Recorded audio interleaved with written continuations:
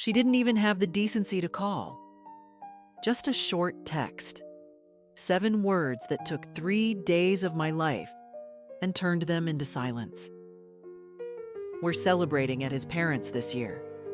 You understand, right? I read it while brushing egg wash over the pie crust, my hands sticky with flour and my heart already starting to crumble. I didn't answer right away. What would I say? Of course, darling. No problem at all? I knew how to play the accommodating mother. I'd been rehearsing that role for decades. It was Christmas morning now. The dining room was set for 6. The good tablecloth, folded linen napkins, wine glasses polished until they caught the light. The smell of roasted turkey filled every corner of the house, its skin crisped to golden. Cinnamon hung in the air from the batch of snickerdoodles cooling on the counter. My record player hummed softly in the background. Bing Crosby, like always. Only there was no one to hear it. Just me, in a dress I hadn't worn in years, hair set the night before, lipstick freshly applied, standing in an empty living room. I sat by the window for a while, the one that faced the street, just in case a car pulled up, even if by mistake. It didn't. The snow had started to fall sometime around dawn, soft and quiet. Wilmington always got snow for Christmas. At least something stayed dependable. Eventually, I got up, poured myself a small glass of wine, and opened my daughter's Instagram stories.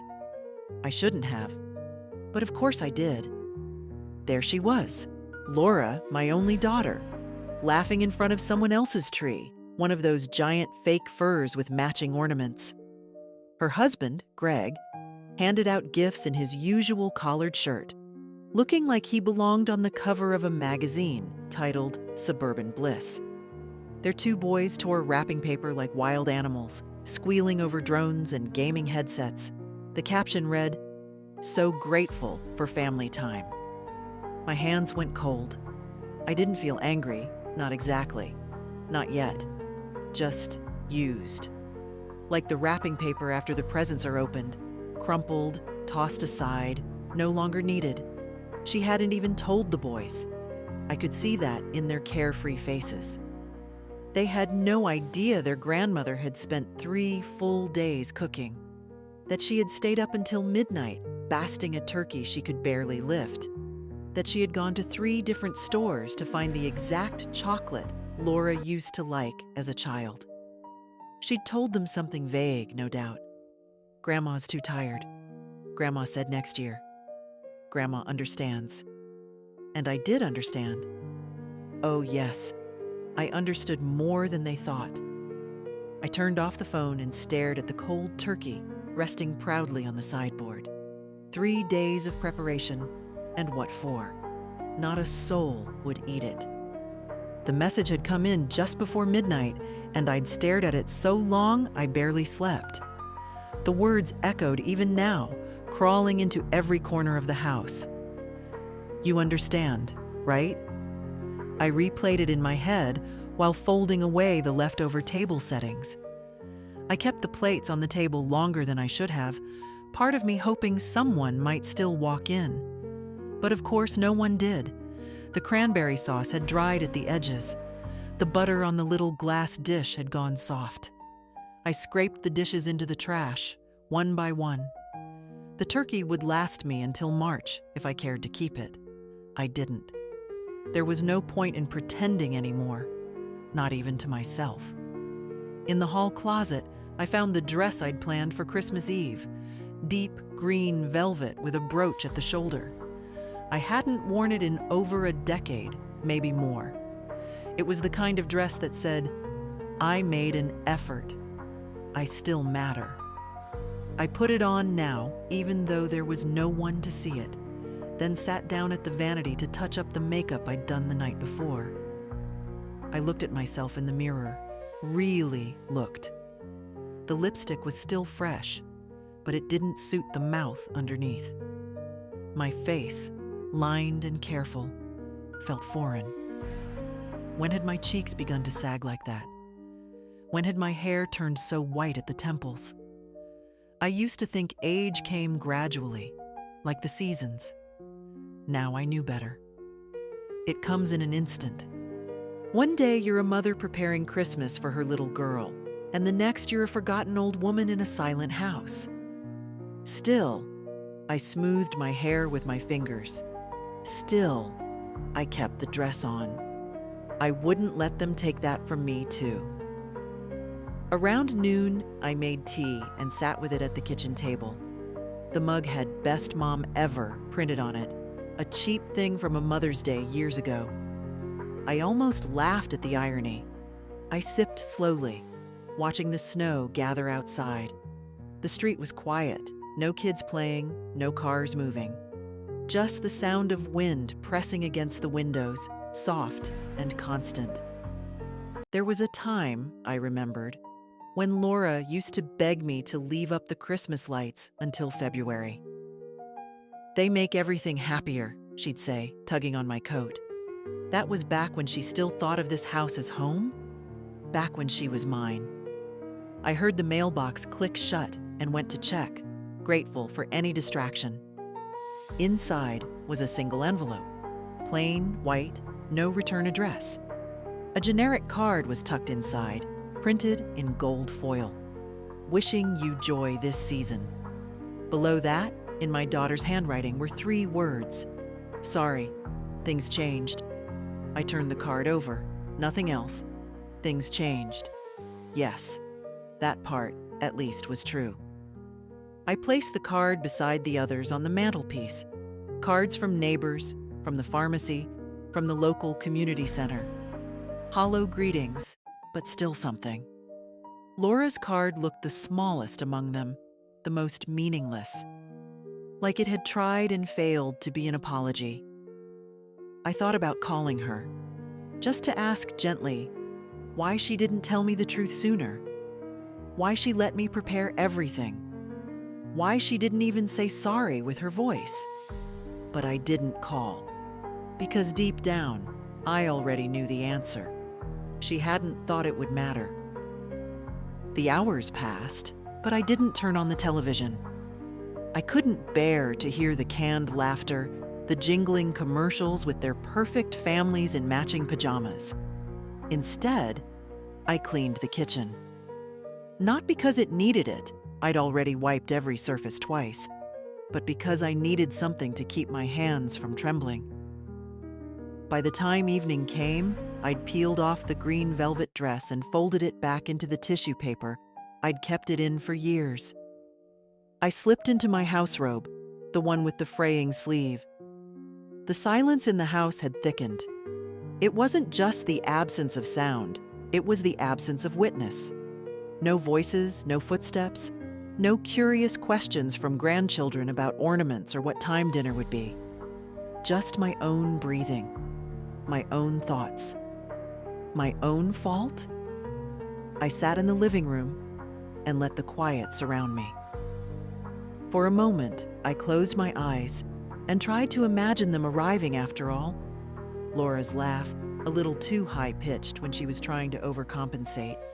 The kids barreling through the door with their backpacks still on.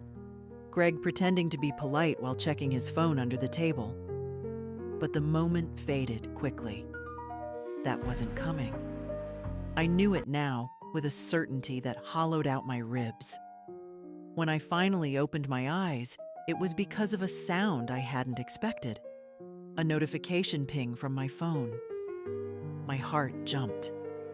For a moment, I allowed myself the ridiculous hope that it might be a message from Laura, something heartfelt, a real apology. But it wasn't. It was her story update. My finger hovered over the screen. I could scroll past it. I could choose not to look. But of course I tapped it. It was a video. The kids unwrapping another pile of presents in what looked like a warm, bustling living room. Laura's caption read, "Nothing better than being surrounded by love. Merry Christmas from our family to yours." Our family. I wasn't part of that "our" anymore, was I? And then came the next clip. Greg's mother lifting a dish out of the oven, laughing. Mom's famous lasagna. Christmas tradition, Laura's voice chimed in. My lasagna had been the Christmas tradition for 29 years.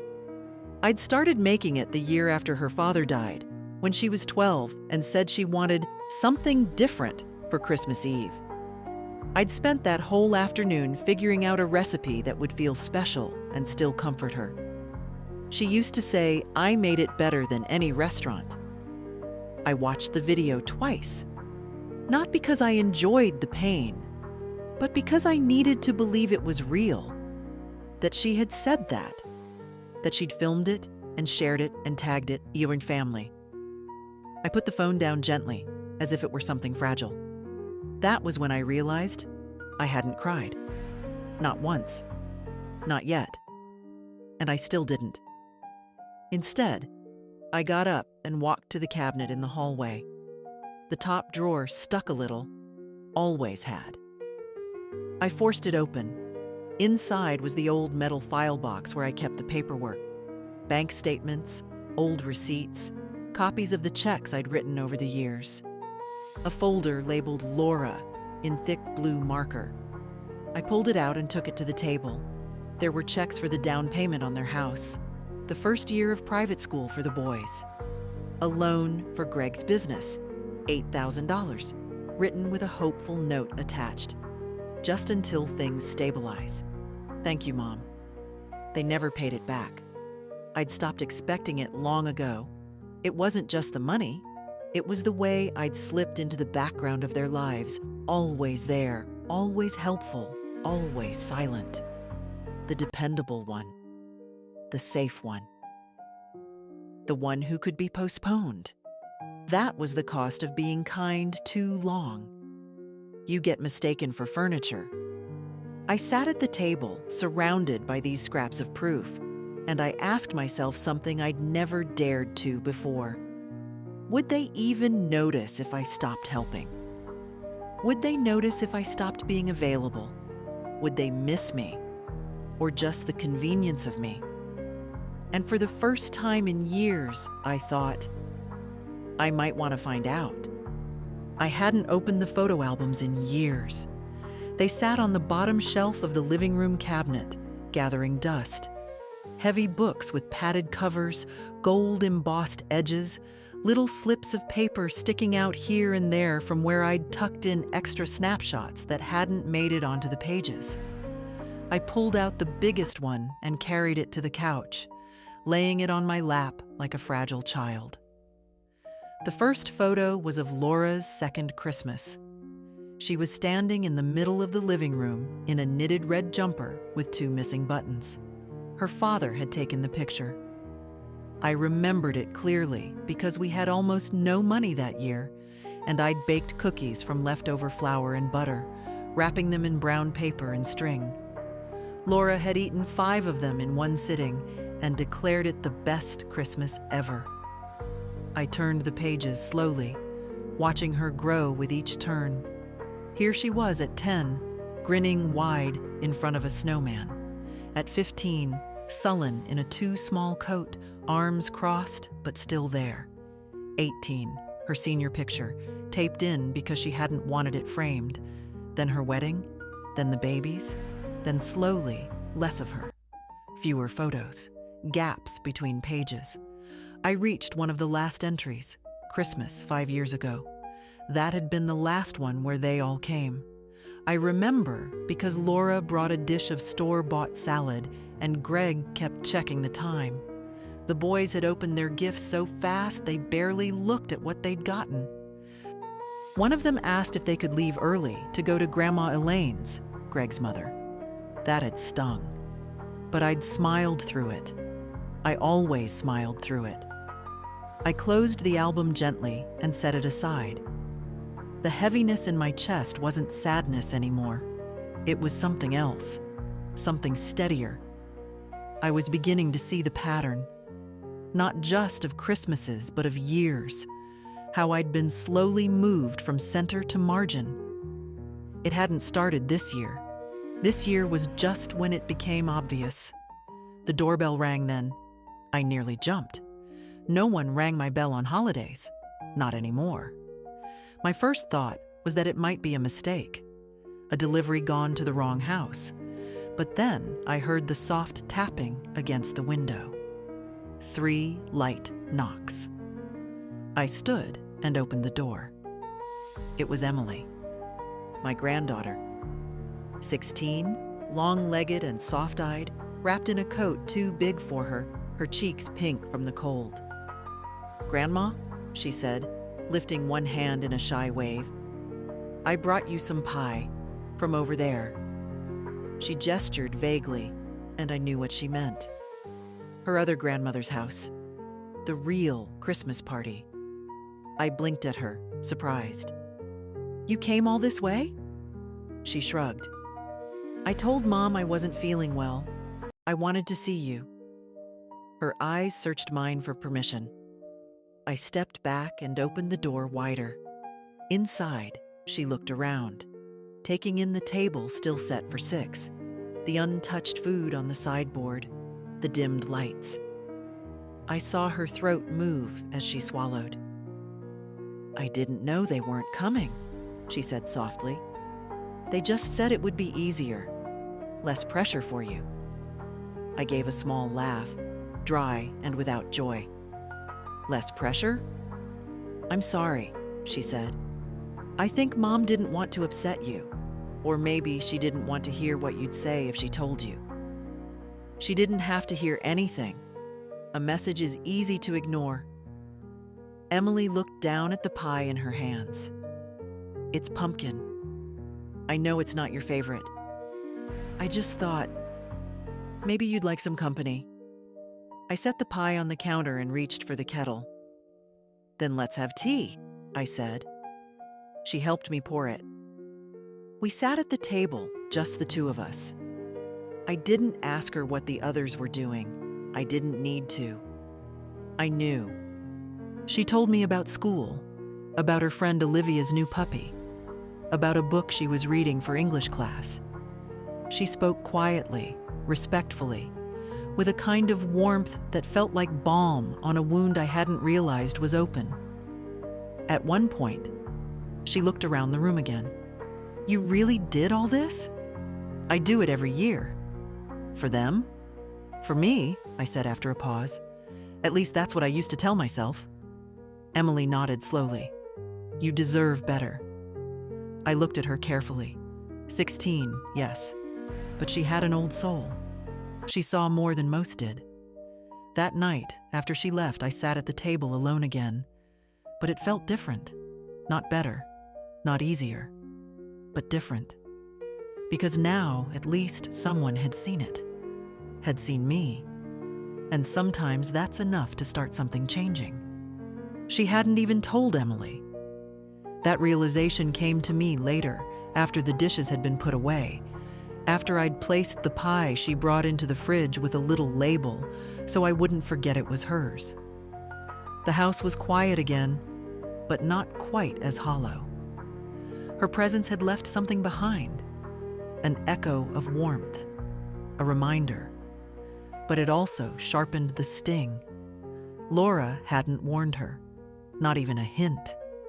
Emily had believed they were spending Christmas together like always. I could tell from the way her face changed when she walked into the house and saw the table set, the roast untouched, the gifts unopened.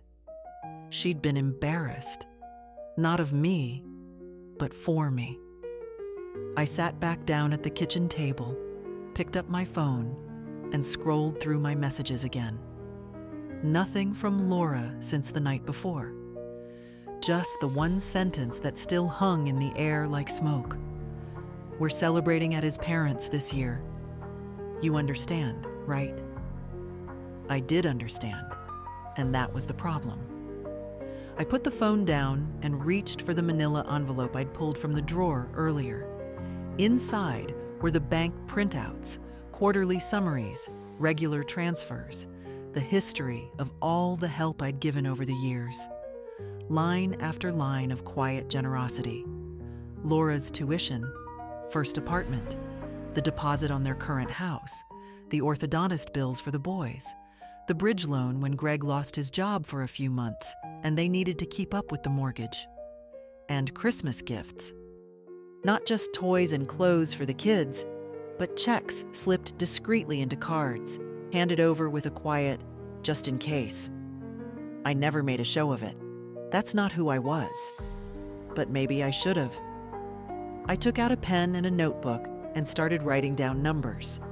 Not to keep a tally, not to demand repayment. That wasn't the point. I wanted to see it clearly, to know what exactly I had given. By the end of the page, the number made me pause. Over the last 20 years, I had transferred to them through gifts, bills, emergencies, loans never returned, just over $138,000. I set the pen down. It wasn't the money. If you'd asked me even yesterday, I'd have said I'd give it all again. Happily. For them. But tonight, something had shifted. I no longer believed they'd do the same for me. I wasn't even worth a dinner table and an honest explanation. I sat there for a long time, not moving. Then I picked up the phone and scrolled to my bank's number. The after-hours line rang 3 times before a polite voice answered. "Good evening, West Garden Savings and Loans. This is Dana speaking. How may I assist you?" "Yes. Hello, Donna. My name is Marlene Stanley. I'd like to inquire about halting a series of automatic transfers from my account." "Of course, Mrs. Stanley. May I confirm some details with you first?" She went through the standard verification: birth date, address, last 4 digits of my checking. I answered calmly, my voice steady. Once verified, she continued, "Now, can you tell me which transfers you'd like to adjust?" "All of them," I said. "Every standing order to my daughter, Laura Sheehan, or to Greg Sheehan. Mortgage contributions, school fees, the monthly insurance premium for their car, everything." Dana paused. "That's quite a list, ma'am. Are you sure you'd like to suspend all of them?" "I'm not suspending," I said. "I'm ending them. Permanently." Another pause. "Understood. I'll place a hold immediately.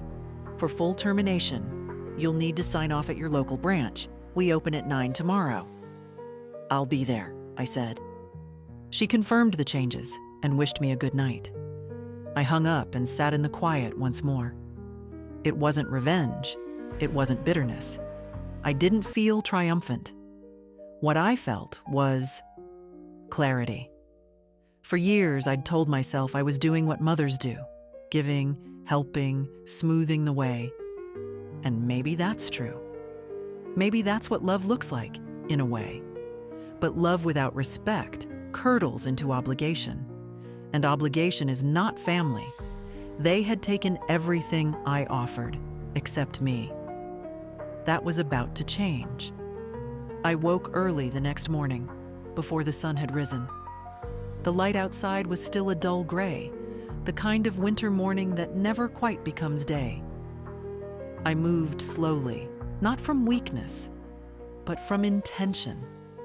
Each step, each motion felt deliberate, like I was settling into a decision that had waited far too long to be made.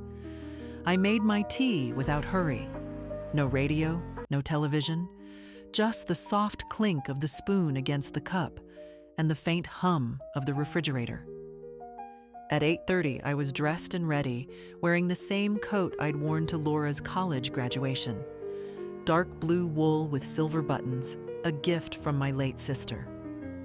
It still fit. Still made me feel like a woman who knew her mind. The bank was quiet when I arrived, the carpet still showing the marks from the vacuum cleaner, the windows fogged slightly at the corners from the cold outside. The woman behind the counter looked up with a practiced smile. "Good morning. How can I help you?" "I'd like to finalize the cancellation of all automatic transfers to the Sheehan household," I said clearly. "My name is Marlene Stanley. Dana from the night service placed a hold yesterday. She blinked, her smile faltering slightly. Of course. Let me get someone from accounts. I waited in a side office, the kind with old magazines and a potted plant in need of water. A man in a gray suit appeared a few minutes later, folder in hand. Mrs. Stanley, I'm Robert. Let's go over the details. He laid out the papers, neatly highlighted. There were more than I expected.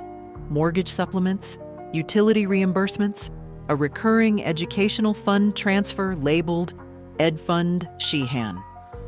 That's for their boys' tuition, I said. I'd like that one canceled too. He looked up briefly, then nodded. All of them? All of them. He passed me the documents. I signed without hesitation. When I handed the pen back, he paused. Would you like to designate a new beneficiary for any of the accounts? We often see clients shift support to a grandchild or... Yes, I said. My granddaughter. Emily Sheehan. Open a new savings account in her name, under my supervision for now. I'd like to redirect the tuition support there. He didn't ask questions, just nodded and wrote the instruction in the margin. The meeting was done in under 20 minutes. As I stepped back out into the cold, a strange feeling came over me. Not lightness exactly, but something adjacent. Like I had finally stepped out from under a shadow I hadn't realized I was standing in.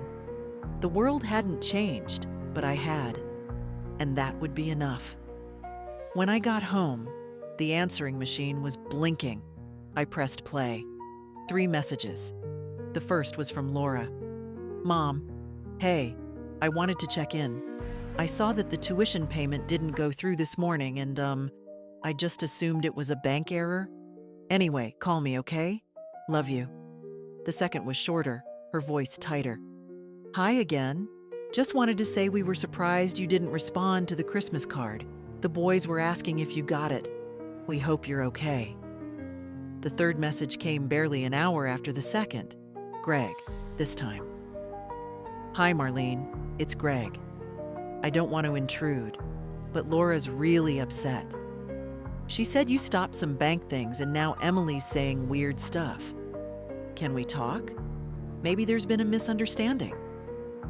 I didn't return the calls. Instead, I made a list. Not of grievances, of boundaries, lines that should have been drawn long ago. I sat with it, looking at each one. Then I picked up the phone, but not to call Laura. I called my lawyer. Francis met me at the door of his office with that same quiet nod he'd given me years ago when I came in after Henry died. He didn't ask unnecessary questions. That was one of the reasons I kept him as my attorney all these years. He listened first, and he never acted surprised. I need to update my will, I said simply, as I removed my gloves and folded them into my bag. He gestured to the chair across from his desk. Of course. Same distribution, or are we revisiting that too? We're revisiting everything. He didn't flinch, just took out a pad and clicked his pen. Walk me through it. I laid it out clearly. The house was to remain in my name until my passing, with a legal provision barring any transfer or pressure to sell. All financial assets were to be placed in trust, with Emily as primary beneficiary and me as trustee while I lived. Laura and Greg were to be removed from any discretionary access. No more default inheritors. No more assumptions. I'm not doing it to punish anyone, I said after a pause. I just need to protect what's mine and to give to someone who hasn't treated me like a bank. Francis nodded slowly. You don't need to justify it to me, Marlene. I've seen this happen more often than I'd like. I let that sit for a moment. Did you ever feel like you disappeared while still being alive? I asked quietly. He looked at me over the rim of his glasses. Every Tuesday when my grown son calls only because his car insurance is due. I smiled, a little bitterly. Then you know. He began drafting the documents, reading each section aloud. When we reached the clause about the trust for Emily, I felt something settle inside me, a steadiness. I wasn't angry anymore. I was claiming my name back, my worth. "I'll have the finalized papers by Friday," he said as he stood to see me out. "We'll need a witness when you sign. I'll arrange for that." "Thank you, Francis." He touched my arm gently. "You're doing the right thing." I walked home afterward, even though it was cold. The crisp air helped clear my head. I passed the coffee shop Laura used to love as a teenager, back when we'd sit in the corner booth and she'd dream out loud about the life she wanted. I wondered if she ever remembered those days, if she ever missed them. When I got home, the mail was waiting in the box. A bank notice, 2 catalogs, and a hand-addressed envelope with my name written in a hurried, uneven scrawl. It was from Emily. Inside was a folded letter, written on notebook paper. No card, no embellishment, just her words. "Dear Grandma, I don't know what's going on exactly, but I can guess. Dad and Mom are acting weird, and I heard them arguing last night. They're saying you're overreacting and being dramatic. But I know you. You don't do things without a reason. I just want you to know I saw the table. I saw the food. I saw how you looked when you opened the door. I'll never forget it. Whatever happens, I love you, and I'm on your side. Emily." I folded the letter back carefully, smoothing the creases. Then I placed it on the mantel next to the oldest photo of Laura as a baby. And for the first time in days, I let myself cry. Not from grief, but from being seen. By the next morning, the messages had shifted tone. The first voicemail was Laura again. Her voice was thinner now, more measured. "Mom, I'm sorry if we hurt you. I didn't mean for things to come out this way. It's just, the holidays are stressful, and Greg's parents had already made plans, and I thought maybe it would be easier. I should have talked to you. Please call me." The second was shorter. "Mom, Greg says the mortgage payment bounced again. Can you please check with the bank? Maybe they made a mistake. We're getting late notices." And then a text. "We need to talk. This is serious now." I stared at the screen for a long moment before turning the phone over, face down on the table. The silence that followed felt different now, less like absence and more like calm. I spent the afternoon going through old files, reorganizing the folders. I removed Greg's name from the power of attorney authorization and placed Emily's in his place, though it would only take effect after my passing. I updated contact information on all insurance accounts. I unsubscribed from the newsletters Laura had signed me up for years ago, mostly shopping and meal services I never used. It felt like scrubbing a wall clean. When the doorbell rang around 4 p.m., I knew who it was before I opened it. Laura stood there, coat unbuttoned, breath visible in the winter air. She didn't have her usual lipstick on. Her hair was pinned up in a hurry. "Mom," she said, stepping forward. I didn't move from the doorway. She hesitated, then smiled, tight and unfamiliar. "Can I come in?" I opened the door wider, slowly. She walked inside and glanced around as if seeing the house for the first time. Her eyes caught on the table, now bare. The plates put away, the kitchen clean. "No Christmas decorations?" she asked. I took them down. "Oh." She sat on the edge of the couch, her purse still clutched in her lap like a shield. I remained standing. "I got your message," she began, though I hadn't sent any. "About the payments, the accounts, the changes." I nodded once. "They were long overdue." She blinked, then tried to laugh. "Mom, come on, this is a lot." "Yes," I said. It is. She looked up at me. Why now? I sat across from her, slowly. Not because I was tired, but because I wanted to look her in the eye. Because for years I gave without asking, without requiring thanks. I assumed love meant making things easier for you. It did, she said quickly. It always meant a lot. No, I interrupted gently. It didn't. It became expected. It became convenient. You didn't ask me to cook this year because you didn't want to say the truth, that I wasn't invited. Her face flushed. It wasn't like that. It was exactly like that, I said calmly. She fell silent. I saw your stories, Laura. The tree, the food, your other mother's lasagna. She looked down. I didn't ask for you to choose me, I said, but I won't keep handing you pieces of myself just to stay included. She didn't respond. She sat very still. I'm not angry, I continued, but I'm done pretending. You don't get to treat me like I'm optional and then panic when the checks stop clearing.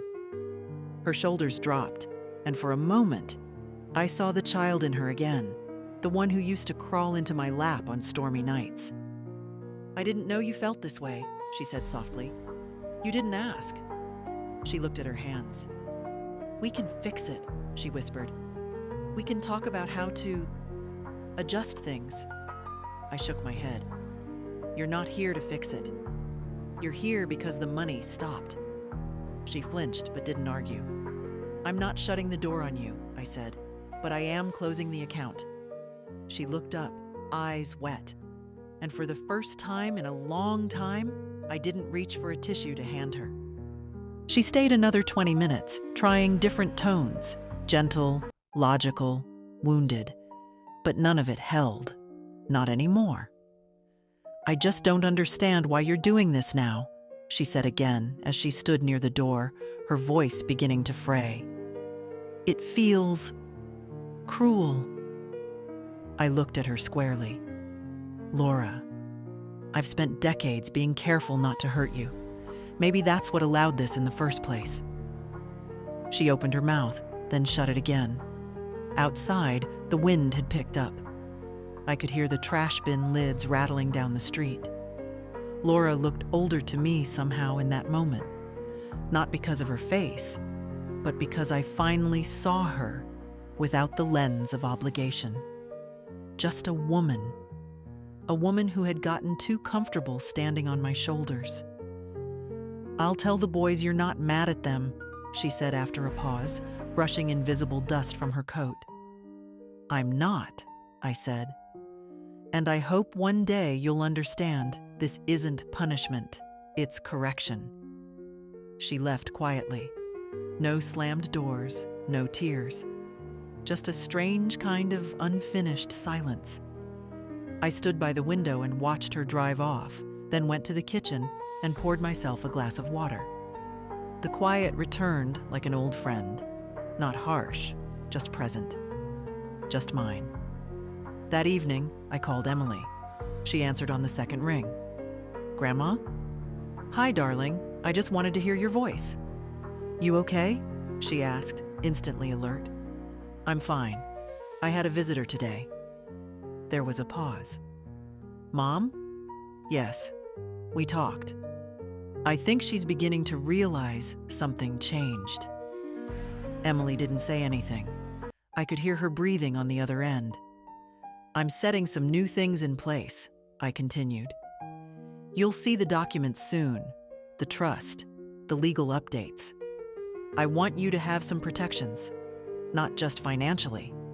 Her voice came out small. Why me? Because you're the only one who looked me in the eye that day, the only one who came. Another pause, then a tremble in her words. I'm really glad I did. So am I. We talked a little longer, about school, about the new semester starting soon. When we hung up, I felt steadier, not triumphant, just anchored. Later that night, I went through the kitchen drawers and threw out things I didn't need, old rubber bands, appliance manuals from microwaves I no longer owned, takeout menus no one ever ordered from. It felt like clearing space for something else, something honest. The next morning, Greg called. I let it go to voicemail. Then he texted, "Can we talk? Laura says things got emotional. I think we need to figure out what this means long term. Also, Emily's tuition. Will that still be covered?" She's panicking. I didn't answer. But I opened a new message window and typed only this: "Emily's covered. You are not. I didn't sign it. Let the silence speak this time." By the end of that week, the shift had reached full circulation. I hadn't posted anything, hadn't told anyone outside my lawyer and the bank, but still it spread. Quietly, efficiently, like news always does in families that thrive on unspoken hierarchies. The phone rang less now. That was its own kind of message. On Friday morning, I bundled up and walked to the bakery 2 blocks down. I hadn't been there in months. The girl behind the counter didn't recognize me, but the smell did. Yeast and cinnamon and warm dough, familiar as breath. I bought a small loaf and 2 rolls, wrapped them neatly, and walked home slowly, letting the air sting my cheeks. At home, I found an envelope on the doorstep. No name, no return address, just a handwritten note inside. "You've made your point. We get it." That was it. Not signed, not explained, not even folded neatly. I placed it in the trash without hesitation. Because no, they didn't get it. Not yet. Getting it would mean understanding I wasn't a withdrawal machine with a maternal smile. Getting it would mean not treating my choices like a tantrum. That afternoon, Emily dropped by unexpectedly. She had a knit scarf wrapped around her neck and brought a grocery bag with 2 oranges and a jar of jam. "I traded shifts with a girl at work," she said shyly. "Figured I'd come help you put away the holiday stuff." We took down the wreath first, then the old ornaments. She asked about each one, where I'd gotten it, how long I'd had it. It felt like building something new between us, story by story, piece by piece. When we got to the box labeled "fragile," she stopped. "Did you really cancel everything? For them?" I looked at her. "Yes." Emily bit her lip. "They're upset." "I'm sure." She hesitated. "Dad said you've changed." I smiled gently. "I've remembered who I am." She didn't press. Instead, she held up a tiny porcelain angel and asked where I'd found it. We spent an hour that way, not talking about the others, just us. When she left, I stood by the door longer than usual. I watched her walk away down the street, scarf trailing behind her like a ribbon. She didn't look back. Not because she didn't care, but because she didn't have to. She knew I was still standing there, still loving her, without condition, but no longer without boundary. And that made all the difference. Saturday morning brought a different kind of stillness. Not the lonely kind, but the deliberate kind. Like something had settled in the walls. Like the house had finally exhaled after years of holding its breath. I spent most of the morning writing letters. Not dramatic declarations, just quiet things. Notes to myself, really. One was titled, "What I Won't Do Anymore." I listed them carefully. I won't apologize for saying no. I won't downplay how much something hurt just to keep peace. I won't let love be measured in money. I won't confuse usefulness with worth. By the time I finished, I felt lighter. Around noon, the phone rang. I didn't recognize the number. I let it go to voicemail. A minute later, the message played. "Mrs. Stanley, this is Linda Carter from Southridge Academy's finance office. I wanted to confirm we received the updated payment instructions for Emily's tuition. The trust account you set up has been processed, and the next semester is fully covered. Thank you for the clarity. It really helped us move quickly." I sat very still, then allowed myself a small smile. There. That was what real giving looked like. quiet, clean, with no strings attached. Not because someone expected it, or because I was afraid to be left out, but because I chose to. At 2, I received an email. Subject line, "Please read." It was from Laura. I didn't open it right away. I made tea, took a slice of bread, let the kettle whistle before lifting it. Only then, when I was seated at the table, did I click. "Mom, I don't know how to say everything I need to. I've rewritten this message 5 times. Nothing sounds right. I didn't handle Christmas well. I know that now. I didn't tell you because I didn't want the guilt or the conversation. That was cowardly. I thought you'd be okay. You always are. That's the problem, isn't it? You're always okay, and I've used that as an excuse. I didn't mean to make you feel small or invisible, but I did. I can see that now. We're struggling to process all of this. The money, the trust, the changes. It feels sudden, even though I know it probably wasn't. You've always been generous. Maybe too generous. I think I got used to it. We all did. It became background. But I miss you. I miss the you that made holidays feel safe. I miss the smell of your kitchen. I miss how you always knew when something was wrong. I don't want to lose you. Not like this. If you're open to it, I'd like to come over next week. Not to talk about money, just to talk. Love, Laura. I read it twice. It wasn't perfect. It wasn't an epiphany. But it was something. I didn't answer right away. Let her sit with it, I thought. Let her wait the way I have waited. This time, I wouldn't rush to ease her discomfort. This time, she would have to earn the visit. Sunday came, soft and gray, with a wind that tapped gently at the windows, like a child asking to be let in. I spent the morning dusting the tops of shelves no one else ever noticed, rearranging the books I'd read too many times to part with.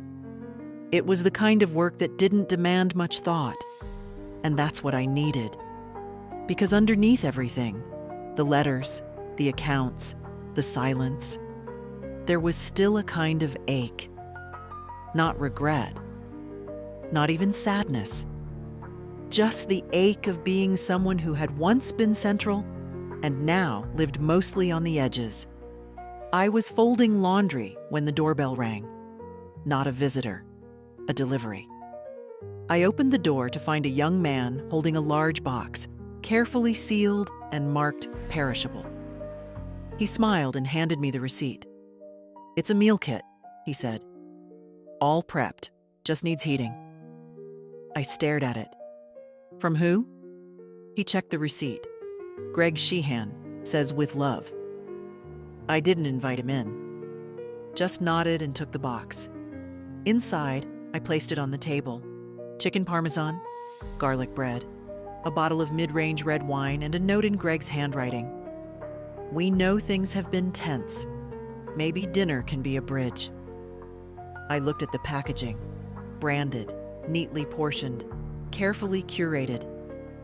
I stood there for a full minute, then quietly walked to the kitchen, opened the fridge, and slid the entire box onto the bottom shelf without unpacking it. Let it sit there. Let it wait. Later that day, I received a second message from Laura. "No pressure about meeting, Mom. Just wanted you to know we're thinking of you. Boys drew some pictures for you. We'll send them soon." I didn't reply. I wasn't punishing her. I just needed space. For decades, I'd jumped to reassure, to explain, to fix. Every little discomfort in the family became mine to soothe. Not anymore. Now they would learn the weight of their own silences. That evening, I went to the drawer where I kept my stationery and pulled out a pale blue envelope. I wrote just 2 sentences.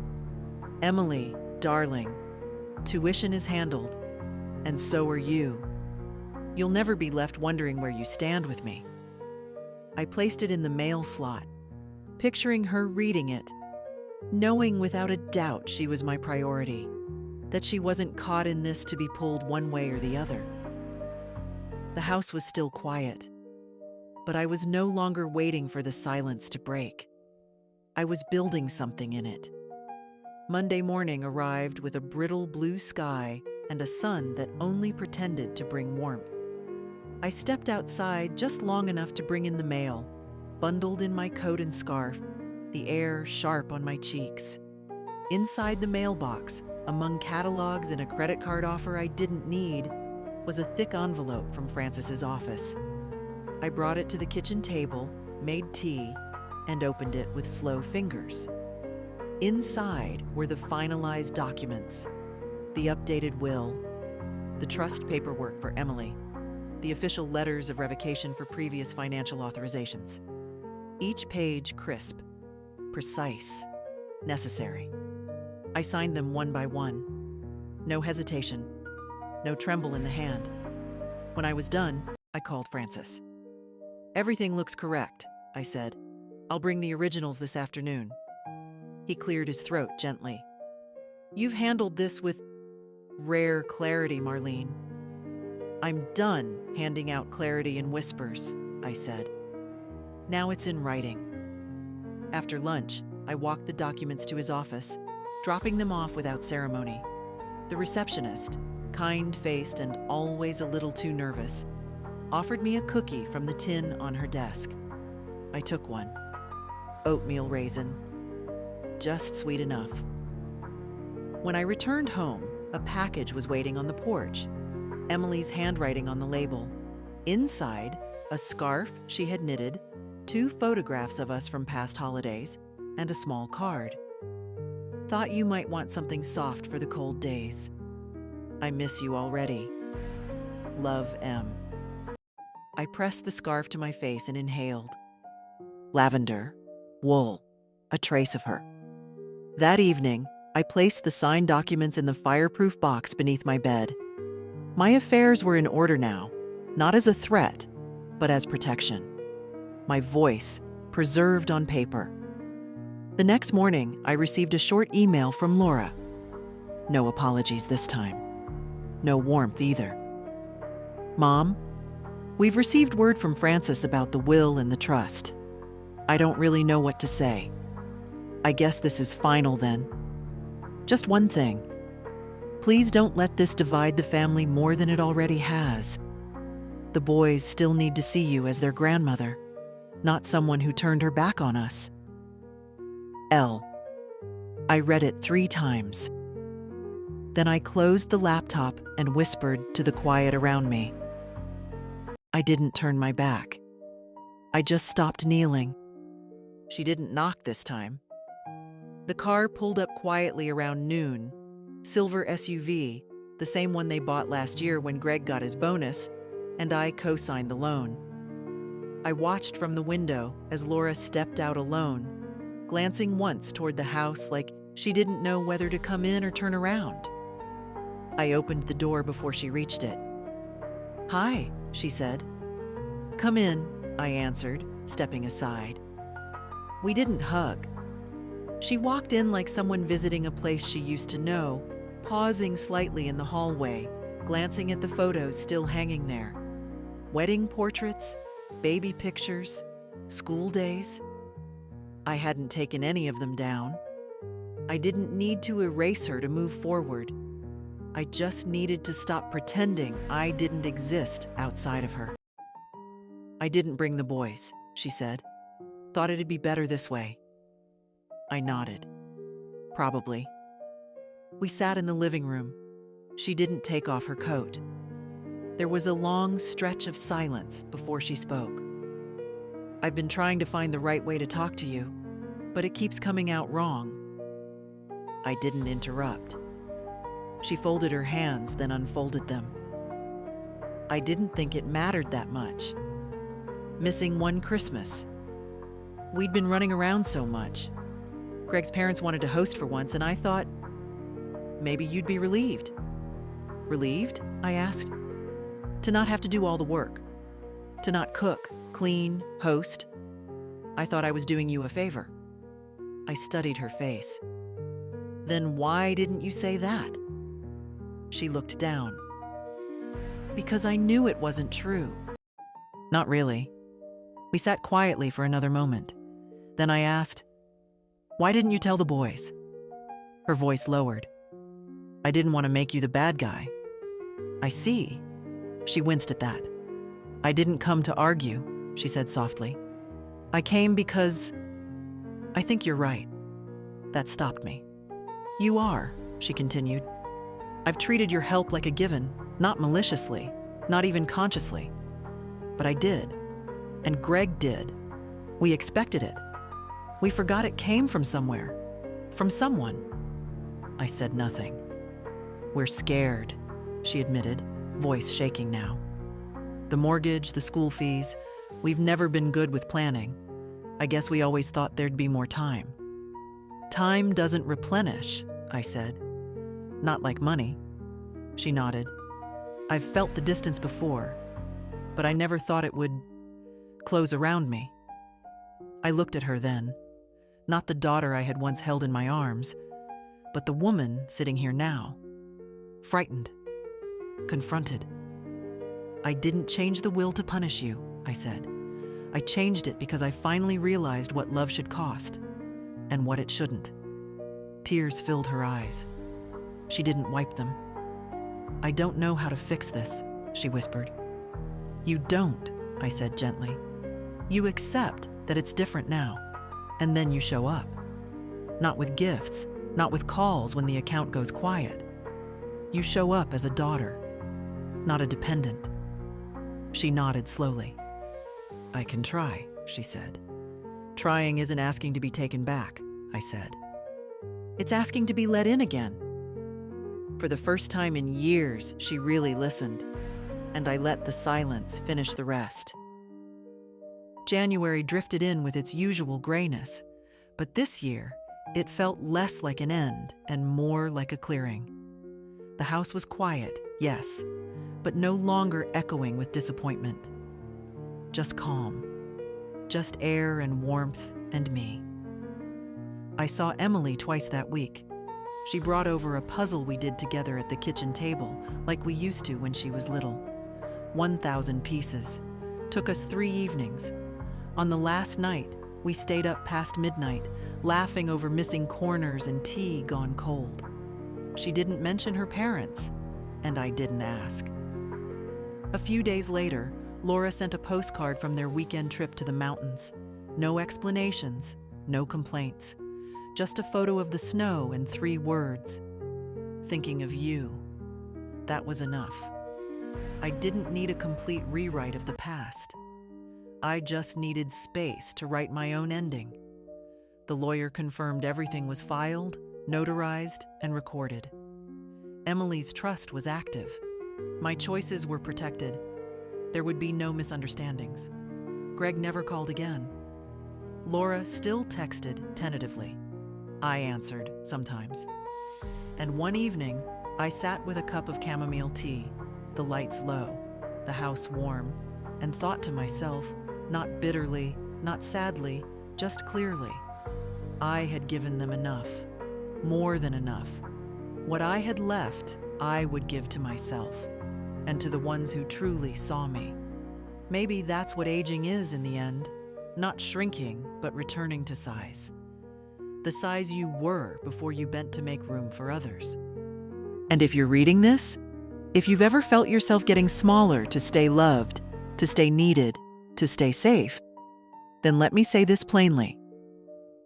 You don't have to explain yourself. You don't have to keep handing over your piece to stay included. You don't have to be anyone's silent certainty. Let them wonder where the warmth went. Let them feel the cold they left you in. And if this story found something in you, if it sat quietly beside your own memories, then don't keep it to yourself. Share it. Leave a comment. Save it for the day you need to remember. You are not invisible.